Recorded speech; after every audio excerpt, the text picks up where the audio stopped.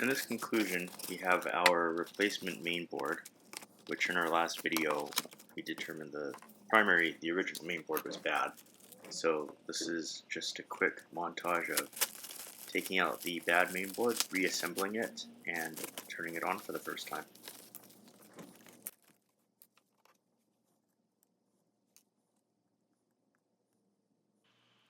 Here I'm just installing the main earpiece, followed by the main board and the two cameras at the back. One is the depth camera, one is the actual main camera.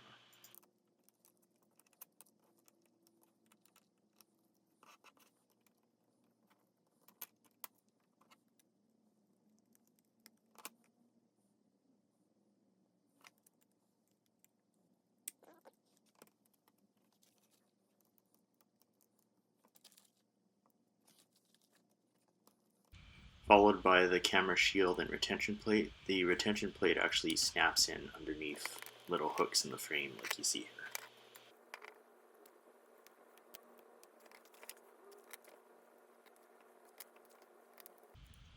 With that done, it's just a matter of connecting the subboard flex cable, the LCD, and battery cables. With the main components back together, let's see if it turns on. Oh.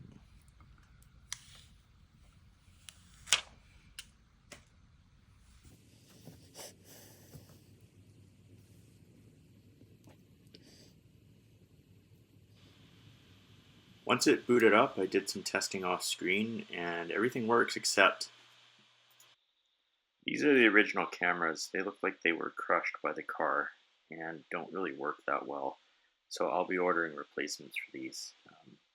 The lens here could be moved in and out, but when testing it, nothing really cleaned up the focus of the image.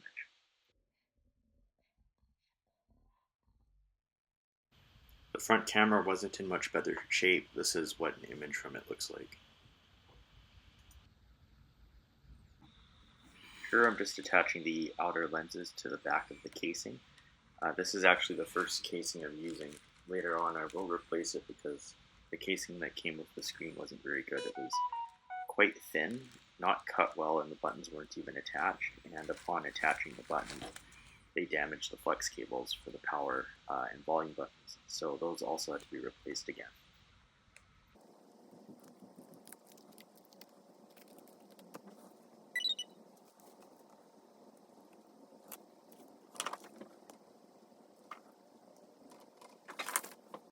So it's been a couple weeks and now we have some replacement cameras in. So I was able to order all three cameras from AliExpress. That would be the main 13 megapixel camera, the 2 megapixel depth camera, and the front facing camera. So here I'm just taking it apart and installing the new pieces.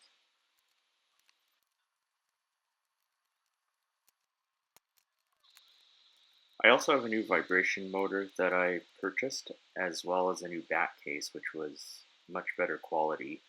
The plastic felt sturdier, more flexible and durable, and more importantly, the power and volume buttons came pre-attached, so there was no issues of clearance.